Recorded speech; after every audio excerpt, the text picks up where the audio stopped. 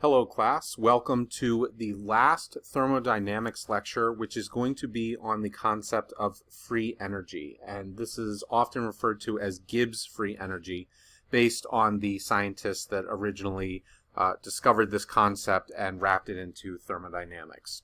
So one of the important parts of thermodynamics is determining whether a process is going to be spontaneous or not.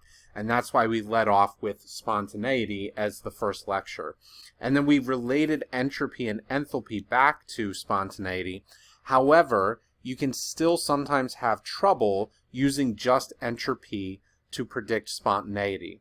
And this is where Gibbs free energy is going to come in. So one of the challenges with entropy is that it's difficult to predict spontaneity with just entropy, because in order to predict the change in entropy, you're going to need it for both the system and the surroundings. Now, systems, we tend to be able to find the entropy of a system fairly readily, but the surroundings can include everything up to and including the universe. So that's a much wider scope, and it can be very difficult to determine that. So what we can do is we can wrap the entropy of a system into another equation and bring another state function in, and the combination of enthalpy, entropy, and this new state function that we call Gibbs free energy, if we put those all together and look at them related to temperature, it is really sort of the master equation of thermodynamics, and it will allow us to predict spontaneity with a fairly high degree of accuracy. So we're going to need that new thermodynamic factor that can be brought into an equation with delta H and delta S, and that is going to be delta G. So Gibbs free energy, which is represented by delta G in thermodynamic equations, can be set equal to the enthalpy change minus the temperature times, or the product of, the entropy change. So we've now brought enthalpy, entropy together in order to look at the free energy of a system. Now, free energy is a state function, so just like entropy and enthalpy, the free energy is only going to be, when we're talking about a state function, dependent on the current state of the system. It is not going to be independent of that.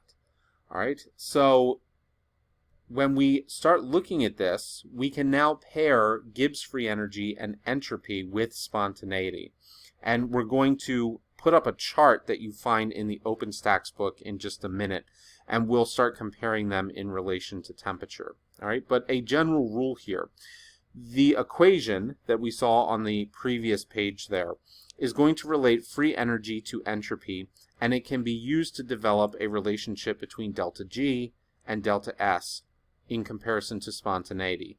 So, therefore, when delta S is greater than 0 and delta G is less than 0, a process will be spontaneous. Okay? So that is to say, when the entropy is above 0 and when the free energy is less than 0, then a process will be spontaneous. Okay, now the opposite will also be true, which is when entropy is less than 0, so when I have a negative entropy, and the change in free energy is greater than 0, a process will be non-spontaneous. So we're coupling these together in order to start predicting. Now, it's important to remember that temperature was found in the equation on the previous page. So if we go back and look at that real quick, it's delta G equals delta H minus T delta S. So we don't want to forget that temperature is going to be at play here, and because it is at play, we need to consider the temperature when we are talking about delta G. So this means delta G can shift between positive and negative values as the temperature shifts. Again, being a state function, it's going to simply matter what the current state of that function is, or of that system. It does not matter what path it takes to get there. So let's put this together. This is an image or a table that comes from the OpenStax book, so you can reference it there if you want to look at it further. But it does a very good job of tying together and putting a summary out for the different scenarios that you can come across. Now, some of them are absolute, which we kind of discussed on the previous page, but we're going to tie this into enthalpy because that's related to the temperature now when we're talking about heat energy as well. Okay, so if you take a look at these quadrants, all right, we have, for instance, endothermic plus an increase in entropy. And then you can see the results in this first box here that has sort of a tan color. So in a case where we have an endothermic reaction, meaning a positive delta H, and we have a positive delta S, so an increase in entropy or more disorder, and remember that's favoring the second law of thermodynamics, then we have to consider the temperature. So in a case where we have high temperatures, that's going to make the delta G negative. And when the delta G is negative, the process is going to be spontaneous. And then if the delta G is greater than 0, so it's not negative anymore, that would occur at low temperatures. All right, so when we have the condition of endothermic with an increase in entropy, we have to consider the temperature because high temperatures are going to promote spontaneity and the low temperatures are going to hinder the spontaneity. It would become non-spontaneous then. So then we hop over to the next one at this green box in the right-hand corner. And this is when you have almost everything in sync together. When you have an exothermic reaction and you also have an increase in entropy, it does not matter in terms of the temperature. So delta G at that point is going to be spontaneous at any temperature. And that's when you have exothermic and an increase in entropy. And if you ever wanted to take a look at some of this, you could go back to that equation that we had for Gibbs free energy, and you could put these values in. Now, when you look at these, right, we're sort of using general terms where we're saying high temperature, low temperature, so it is a sliding scale. But what's really important is the absolute sign. Is it going to be positive or negative? So if you take a look, when entropy is increasing, that means delta S is positive. And when delta H is exothermic, delta H is going to be negative. All right, so these factors are important when you're determining the delta G and you're looking at these. So now let's drop down. Delta G is going to be greater than 0 at any temperature, and all processes will be non-spontaneous at any temperature if the endothermic reaction is coupled with a decrease in entropy. So in other words, when delta H is going to be positive and delta S is going to be negative, you have all of the factors working against spontaneity there, and delta G will be positive in a case like that. Right? And then finally, we have another sort of conditional here. All right? And this one is interesting because delta G at a low temperature will be spontaneous, and then at a high temperature it would be non-spontaneous. And this is in a case where we have exothermic reactions, however there is a decrease in entropy. So it's not a guarantee, but many times exothermic reactions will also be coupled with an increase in entropy, all right? And many times endothermic reactions will be associated with a decrease in entropy. That is not always the case. That's why we have these other two quadrants. But it very often tends to run side by side that way. All right, so it's important to keep all of these factors together, and you especially want to understand when the temperature is going to come into effect here, and it could change delta G back and forth depending on the setup, whether you're endo or exothermic, and whether you have an increase or decrease in entropy. So that ties that together very well.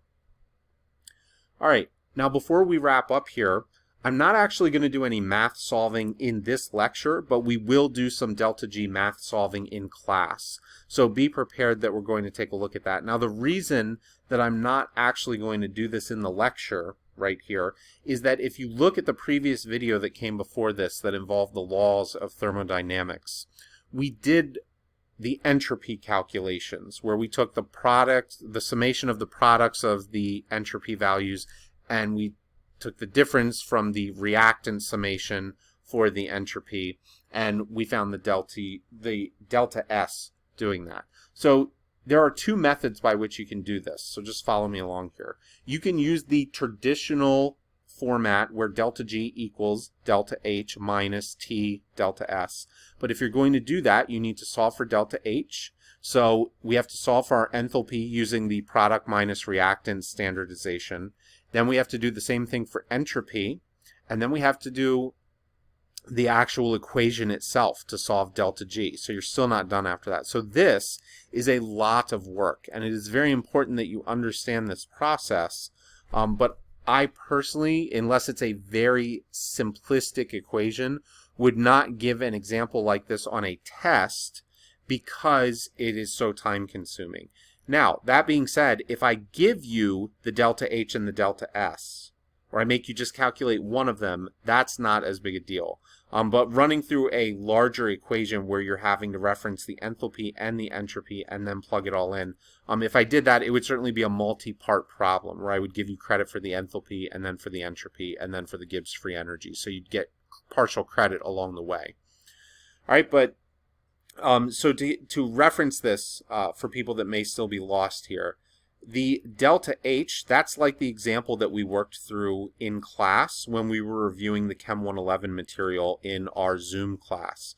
So when we were doing that the other day, that got the top votes in the poll, and at the end of the lesson I worked through the enthalpy change, and then we also did some heat calculations per gram of aluminum. But that's the process we're talking about here.